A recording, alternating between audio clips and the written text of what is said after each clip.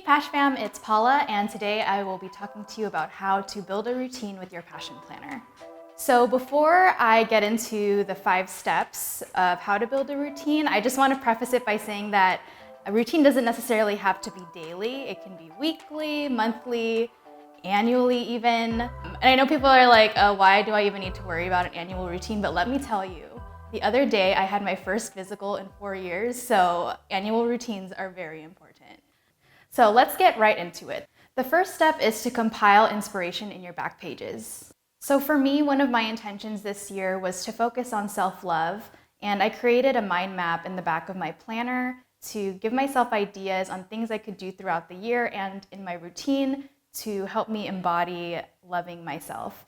And in terms of getting inspiration, one of my favorite influencers and YouTubers is Lavender. And I actually got this idea of morning pages from her, which is something I've incorporated into my routine recently. And basically what morning pages is that you journal first thing in the morning, stream of consciousness, whatever comes into your mind. And to me, it makes a lot of sense because I always have so much on my mind. I tend to be an overthinker, so it really helped me get rid of and not internalize those thoughts and begin my day with a fresh start. So if that resonates with you, the morning pages, then feel free to give it a shot, maybe 5 to 10 minutes in the morning, whatever works for you. Number 2 is to make sure that your routine aligns with your lifestyle. So for me personally, I know that there's a sweet spot in exercise before I do too much and I feel burnt out, or I don't do enough and I feel sluggish for the week. So instead of assigning myself a hard number of this is how many times I'm going to work out this week, I tell myself I'm going to work out between 2 to 4 times per week. Because some weeks I'm feeling really good and 4 feels great, but there are other weeks where I'm feeling super drained and 2 is the most that I can do. Another way to see if your routine aligns with your lifestyle is to do what you love. And that can mean almost anything. It can be a hobby, it can be creating, it could be some sort of physical exercise that you really enjoy. But when you pick something that you love, make sure that it's something that really helps you feel good and something that's going to help sustain your routine over a long period of time. The last thing you can do to refresh your routine is to cut out what drains you. So how do you define what you should cut out of your routine and what drains you?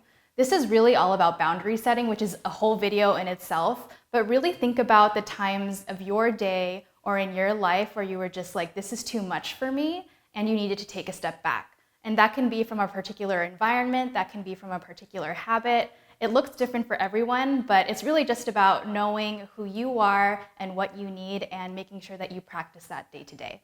So for example, I gave up social media because I was going to bed every night, and right before I went to sleep, I would scroll through Facebook looking at all the comments, and I realized that the next day I was super drained. And personally, one of my weaknesses is taking on other people's feelings, taking on other people's opinions, and me scrolling through the comments section of some random post to hear what Susan in Florida has to say was not exactly helping me be the best person that I could be.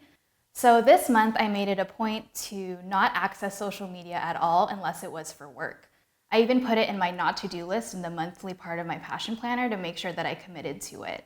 I realize that I'm a lot more energetic and that I feel a lot better about not scrolling through my phone every time I go to sleep or seeing what some person said on Facebook about this particular event.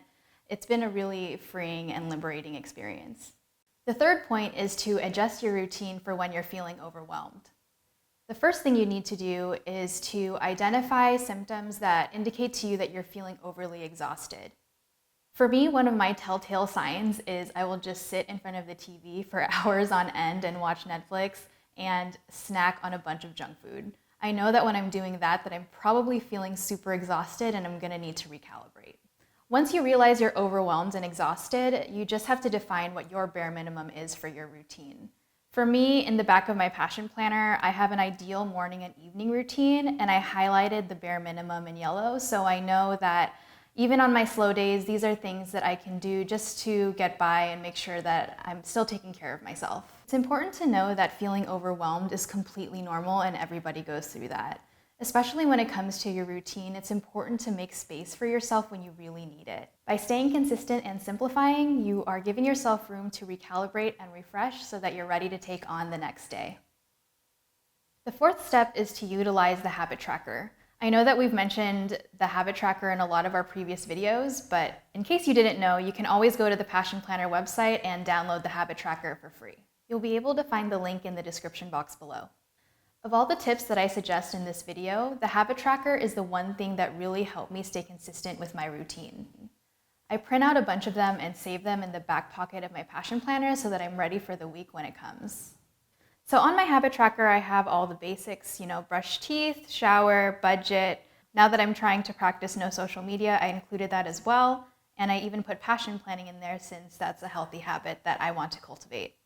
I revisit the habit tracker every night before I go to sleep, and it's super simple to use. I'm able to cross things out and check things off pretty quickly, so it doesn't take me any more than 2 minutes to use. Again, just a reminder that the habit tracker is a tool to help you with your routine, but sometimes you're feeling overwhelmed and it's not going to be the most complete. So I have an example here of me when I had a really great week and everything was checked off and everything looked good. And this is an example of a week where I completely fell off and I didn't really use my habit tracker towards the end of the week. But that's the thing about routines, it's all about consistency. So even if one week or one day you're not feeling the best or things just aren't working out, you can always revisit and try again the next week. The fifth and final tip is to make your routine fun.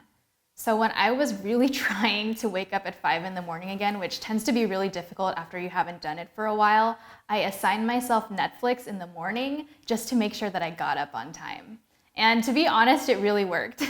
I love early 2000s rom-coms, so I found out that Netflix had What a Girl Wants and Chasing Liberty on there, so I would be excited to wake up at 5 in the morning just so I could watch Amanda Bynes and Mandy Moore movies. Honestly, not every part of your routine is going to be fun. I know that waking up at 5 in the morning definitely wasn't fun for me, so anything that you can do to mitigate that is completely up to you. It can be playing music or bringing a buddy with you to the gym, anything that's going to help you stay on track. So just a quick recap on how to build a routine with your Passion Planner. The first tip is to compile inspiration in your back pages.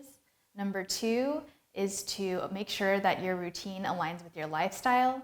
Number 3 is to adjust your routine for when you're feeling overwhelmed. Number 4 is to utilize your habit tracker. And the last one is to make your routine fun. Thanks everyone for watching. I hope that you enjoyed this video. It's really important to me that each and every one of you in the Pash fam knows that you don't have to have it all together to live your ideal life. So if you're on the struggle bus to living your best life, like, comment, and subscribe to our channel. Let me know in the comments below what your favorite part of your routine is, and we'll see you in the next one. Bye!